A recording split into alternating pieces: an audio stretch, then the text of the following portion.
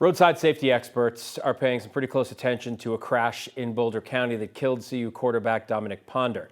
He died in a crash early Sunday morning, and Colorado State Patrol says he lost control of his Tesla on Baseline Road and went through a guardrail. You see it there on your screen. The car caught fire, and the 23-year-old died. Thanks for joining us, everyone. I'm Phil Lipoff. I'm Kim Christensen. 9 News reporter Amanda Gilbert joins us now. And Amanda, this crash is getting some national attention. It is. The Buffalo's quarterback was just loved by his team. He played in 2 games last year, but his crash is also catching some researchers' attention who are worried guardrails just aren't keeping up with today's newer cars.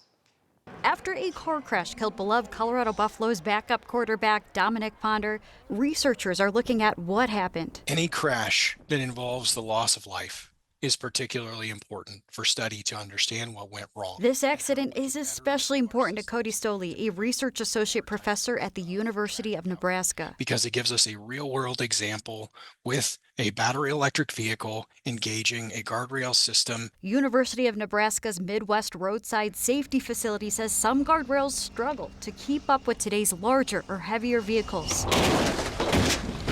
They demonstrated this with a Tesla Model 3 and a Rivian, which are generally heavier than gas-powered cars. Unfortunately, at a design speed of 62 miles per hour and an impact angle of 25 degrees, neither of the vehicles were contained by that guardrail system. The Tesla Model 3 is the same car Ponder was driving. And we do know also that battery electric vehicles have unique geometries, even some good safety features like frontal crashworthy safety features, which are very beneficial in vehicle-to-vehicle or vehicle-to-wall collisions, which may actually have a negative side effect when it comes to roadside safety systems. So Professor Stoley says people should not panic. Roadside safety crashes are very rare. Still, his team wants to figure out how and where to improve our roads. So they're not very common events, but when they occur, there is a need to gradually update our infrastructure to capture these vehicles. The research did say the guardrails involved in this crash were in relatively good condition, and this is not the fault of the road owners.